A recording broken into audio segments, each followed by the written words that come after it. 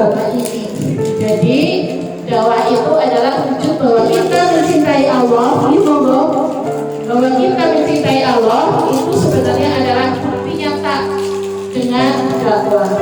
Yang kedua, cara dakwah menyelamatkan umat.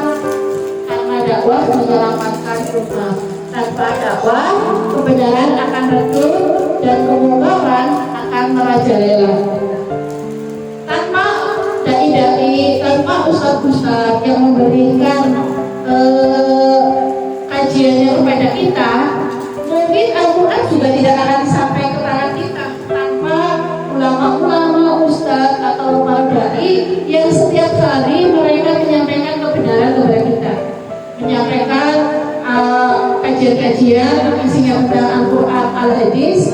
Tanpa mereka, tanpa dakwah itu kita tidak bisa mengetahui dan adanya Islam sampai hari ini.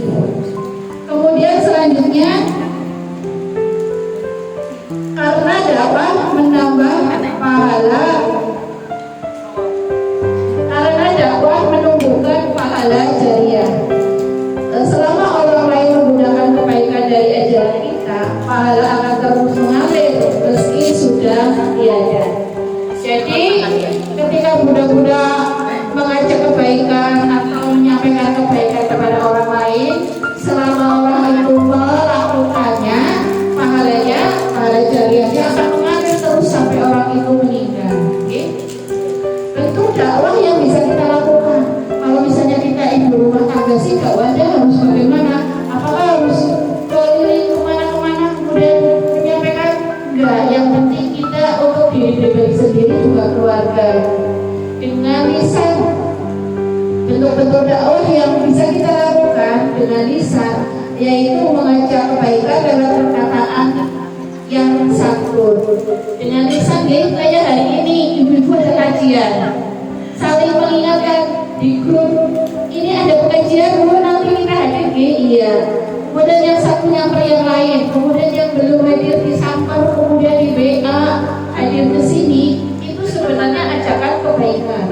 Kemudian mudah-mudahan ingatkan, kami tadi belum sih jenengan puasa apa ya, belum begitu, puasa Senin Kamis. Kemudian saya mau ikut puasa Senin Kamis biar dapat pahala juga, biar badannya tambah sehat juga. Itu juga kebaikan. Atau mungkin buat muda-muda semua, ada yang belum tahu sholat yang benar misalnya, ini loh ada kemarin materi sholat yang benar, bisa disampaikan. Oke? Nah nanti selama orang itu mengamalkan, pahala jariahnya akan terus.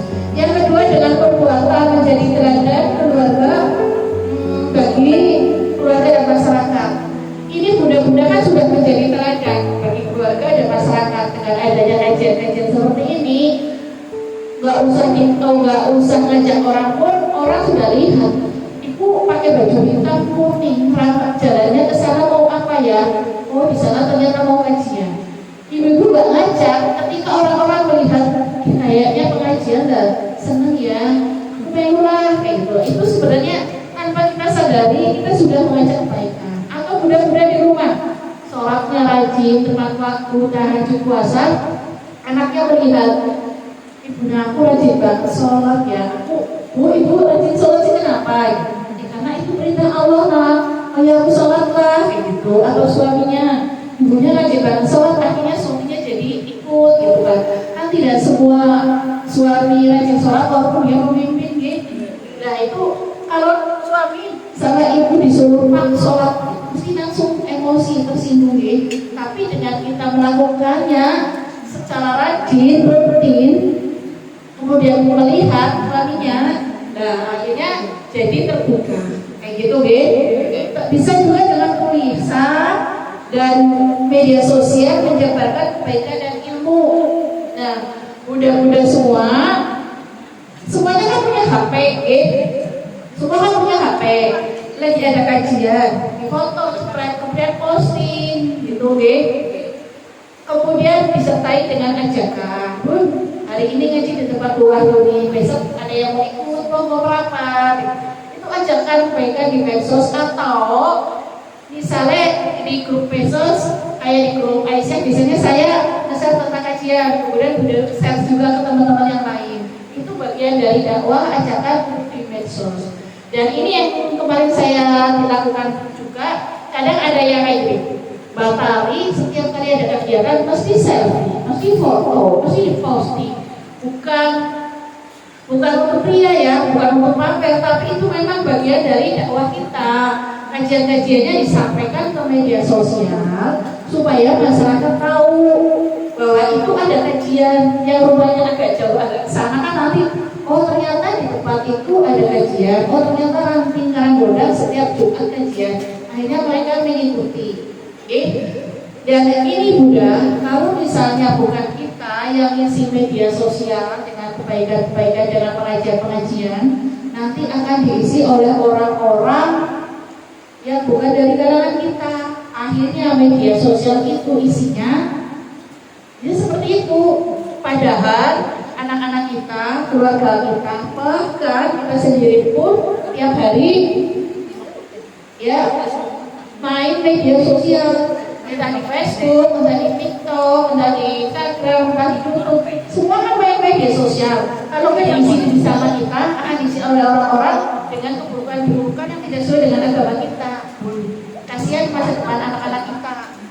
Saya setiap hari main media sosial, kayak posting-posting saja, ajakan kegiatan-kegiatan, juga kegiatan-kegiatan pengajian-pengajian saya share.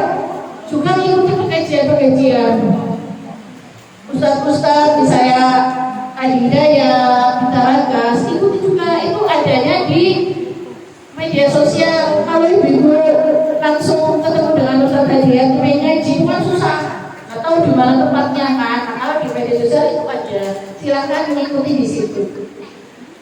Terus kemudian selanjutnya di Rasulullah SAW adalah contoh terbaik. Beliau berdakwah dengan kelembutan, kasih sayang dan keteladanan. Jadi dakwah itu harus lembut, kasih sayang, nggak boleh dengan kekerasan, walaupun salah, tetap kita nggak boleh dengan kekerasan. Dalam dakwah kehidupan Aisyah, sebagai bagian dari Aisyah, kita semua adalah balik. Dan di lingkungan masing-masing kita berdakwah dengan amal nyata, melakukan kegiatan sosial, pendidikan, membina anak-anak, dan mengutamakan keluarga. Setiap langkah yang kita lakukan dalam mengajak kepada kebaikan adalah bagian dari amal dakwah. Udah semuanya? Jam berapa? Jam 2. Biasanya selesai jam berapa, Bu? Setengah 3 selesai, mungkin itu yang bisa saya sampaikan tentang dakwah yang kita lakukan. Mungkin bunda-bunda ada yang ingin bertanya, atau mungkin kita sharing-sharing saja tentang Aisyah, tentang bisa juga tentang yang lain. Kita ngobrol-ngobrol di sini. Mumpung saya main di sini dia lagi hujan, jadi kita bisa sharing-sharing mungkin itu saja penyampaian dari saya. Intinya bahwa dakwah itu adalah kewajiban baik kita semuanya. Baik laki-laki perempuan juga punya kewajiban untuk berdakwah. Apalagi kita Aisyah punya kewajiban untuk menyampaikan kebaikan-kebaikan.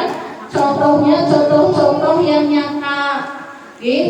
Di samping ajakan kita juga melakukan. Yang pertama, perbaiki dulu amal ibadahnya, sholatnya, puasanya, kemudian amalan-amalan lain. Ketika kita mencontohkan, secara tidak langsung masyarakat akan mengikuti.